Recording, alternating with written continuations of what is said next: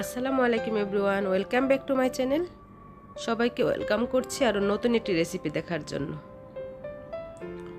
আজকে আপনাদের সাথে শেয়ার করব চিকেন খেপসা রেসিপি। আর এই খেপসাটা কিন্তু একটা সৌদি আরবের ট্র্যাডিশনাল রেসিপি। তো আমি আমার চ্যানেলে কিন্তু আরও একটি রেসিপি দিয়েছি, আর এটা হচ্ছে আমার শ্বশুরবাড়ির একটি বিখ্যাত রেসিপি আর কি। আমার শ্বশুরবাড়িতে ঠিক এভাবেই এই খেপসাটা রান্না করে, দুই ধরনের রান্নাই করে, এভাবেও করে। তো এভাবে খেতে আমার কাছে সত্যি খুব মজা লাগে, সেই জন্য আজকে শেয়ার করছি। প্রথমে আমি এখানে 1 কেজি পরিমাণ মুরগির মাংস কেটে পিস করে নিয়েছি, ধুয়ে পরিষ্কার করে। আর পিসগুলি দেখেই বুঝতে পারছেন কীরকম করে নিয়েছি। চুলায় একটি পাতিল বসিয়ে দিয়েছি।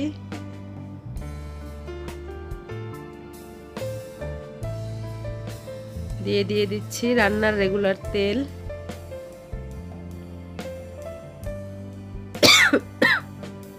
আর দিয়ে দিচ্ছি সরিষার তেল। দুইটা তেল মিক্স করে আমি দিয়ে দিয়েছি।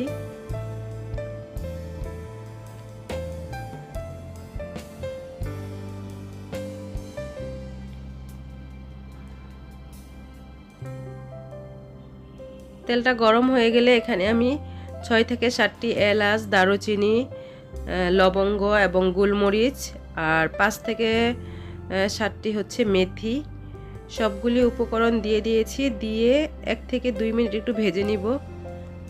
আর দিয়ে দিয়েছি তেজপাতা। এই গোটা মশলাগুলো 1 থেকে 2 মিনিট ভাজা হয়ে গেলে দিয়ে দিয়েছি পেঁয়াজ কুচি। পেঁয়াজ কুচিটা দিয়ে আমি ভেজে নিব। আর পেঁয়াজটা লাল হওয়া পর্যন্ত অবশ্য অপেক্ষা করছি। পেঁয়াজটা কিন্তু একদম ভাজা হয়ে গেছে। এই পর্যায়ে আমি দিয়ে দিয়েছি সামান্য একটু পানি।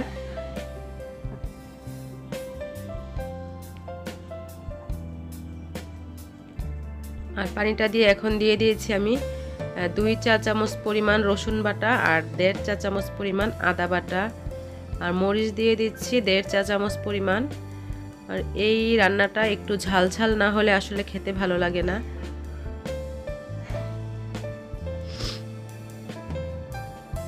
ধনিয়া গুঁড়া দিয়ে দিচ্ছি 1 টেবিল চামচ পরিমাণ। হলুদ গুঁড়া দিয়ে দিচ্ছি পরিমাণ মতো হলুদ গুঁড়া। আর দিয়ে দিচ্ছি জিরার গুঁড়া।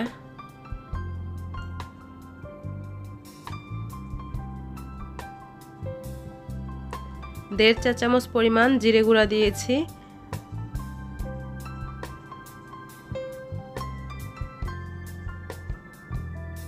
পরিমাণ মতো লবণ দিয়ে মশলাটাকে খুব ভালোভাবে এখন নেড়েচেড়ে আমি কষিয়ে নিব 4 থেকে 5 মিনিট।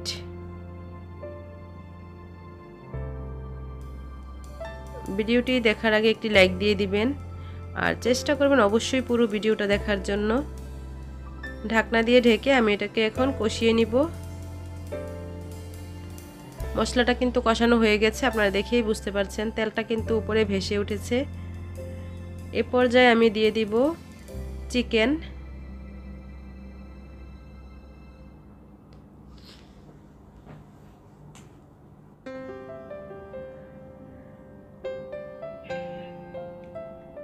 দিয়ে নেড়েচেড়ে মিক্স করে নিচ্ছি।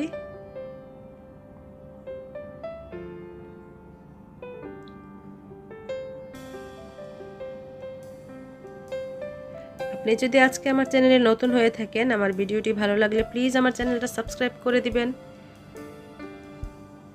আর যারা ইতিমধ্যে আমার সাথেই আছেন তাদেরকে অসংখ্য ধন্যবাদ। ঢাকনা দিয়ে ঢেকে আমি খুব ভালোভাবে এটাকে কষিয়ে নিচ্ছি। আমি কিন্তু 2 থেকে 3 বার এটাকে নেড়েচেড়ে দিয়েছি, আর তা না হলে নিচে লেগে যাওয়ার সম্ভাবনা থেকে যায়।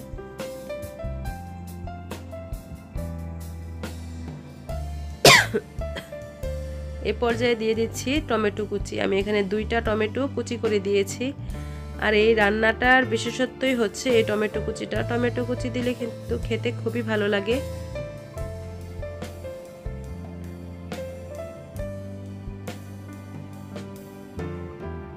দিয়ে আবারও নেড়েচেড়ে টমেটোটা মিক্স করে নিচ্ছি।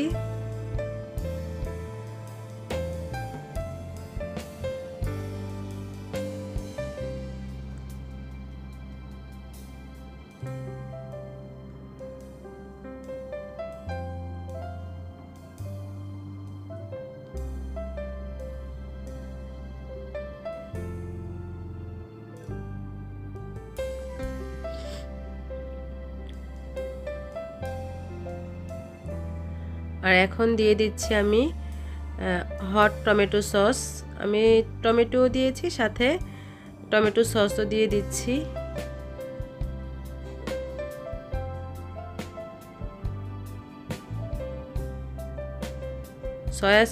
সয়া সস দিয়ে দিচ্ছি এখানে আমি 1 টেবিল চামচ পরিমাণ, আর চিলি সসও দিয়ে দিয়েছি 1/2 চা চামচ পরিমাণ। দিয়ে আবারও খুব ভালোভাবে এটাকে নেড়েচেড়ে মিক্স করে নিব। আর এই চিকেনটা যতটা কষানো ভালো হবে, এই খাবারটা খেতে কিন্তু ঠিক ততটাই মজার হয়। আর দিয়ে দিয়েছি 1/2 চা চামচ পরিমাণ গরম মশলা গুঁড়া।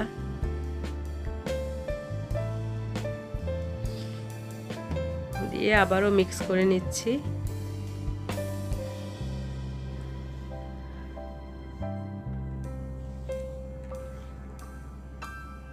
আর এই পর্যায়ে দিয়ে দিচ্ছি লেবুর জেস্ট। এটা আমি একটা গ্রেটারের সাহায্যে গ্রেট করে নিচ্ছি। এটা জাস্ট ফ্লেভারের জন্য, এটা দিলে খুব সুন্দর একটা ফ্লেভার চলে আসে। আর দেখবেন সাদা অংশটা যেন এখানে না যায়, তাহলে কিন্তু তিতা লাগবে খেতে। কাঁচামরিচ দিয়ে দিচ্ছি 5টি।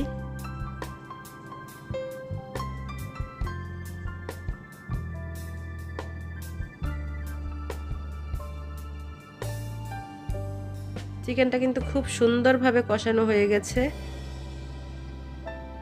এই পর্যায়ে আমি ঢাকনা দিয়ে ঢেকে আরও 3 থেকে 4 মিনিট কষিয়ে নিয়েছি। আর তেলটা কিন্তু দেখুন উপরে ভেসে উঠেছে, তার মানে আমার এই চিকেনটা কষানো পারফেক্ট হয়ে গিয়েছে।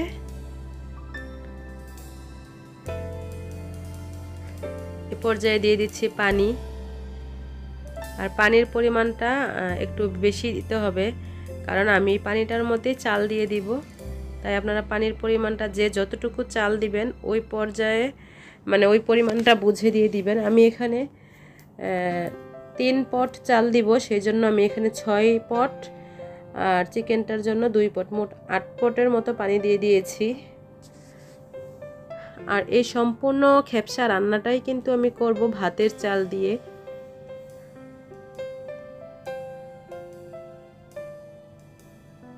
সৌদি আরবের যেই ট্র্যাডিশনাল খেপসাটা তৈরি করে, এটা কিন্তু ওনারা বাসমতি চাল দিয়ে করে।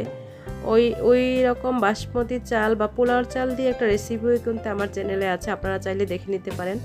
আর এটা আমি সম্পূর্ণভাবে ভাতের চাল দিয়ে করছি। এটার টেস্টটাও কিন্তু অন্যরকম একটা টেস্ট, কিন্তু খুবই মজার। তো পানিটা দিয়ে যখন বলক চলে এসেছে, এই পর্যায়ে আমি চাল দিয়ে দিচ্ছি। আর চালটা অবশ্যই আপনারা পরিমাণ মতো দিয়ে দিবেন, চালের দ্বিগুণ পানি। আর চিকেনটার জন্য পানি দিয়ে দিবেন। এখন নেড়ে চেড়ে মিক্স করে নিচ্ছি। নিয়ে আমি একটা ঢাকনা দিয়ে ঢেকে অপেক্ষা করব বলক আসা পর্যন্ত।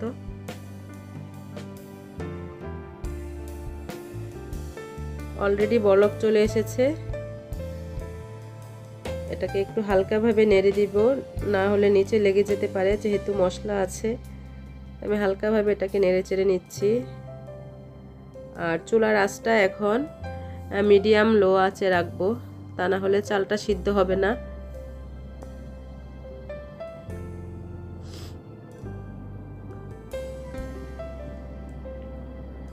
আবারও ঢাকনা দিয়ে ঢেকে রান্না করছি কিছুক্ষণ।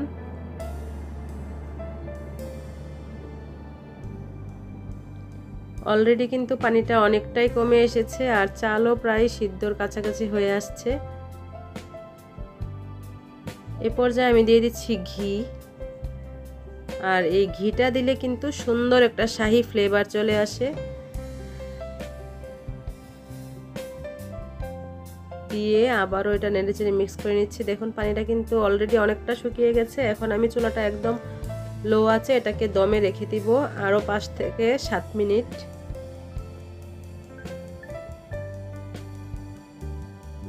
5 থেকে 7 মিনিট দমে রেখে দেওয়ার পর চালটাও সিদ্ধ হয়ে গেছে। আর দেখুন খুব সুন্দর একটা কালার চলে এসেছে। আর হলুদ দেওয়ার জন্য কিন্তু এটা দেখতে খিচুড়ির মতো হয়ে গেছে, কিন্তু আসলে এটা খিচুড়ি না। আমি নেড়ে চেড়ে এটাকে মিক্স করে নিয়েছি। আর চুলার আঁচটা কিন্তু অফ করে দিয়েছি, মানে চুলাটা বন্ধ করে দিয়েছি। আর আপনাদেরকে পরিবেশন করে দেখাচ্ছি।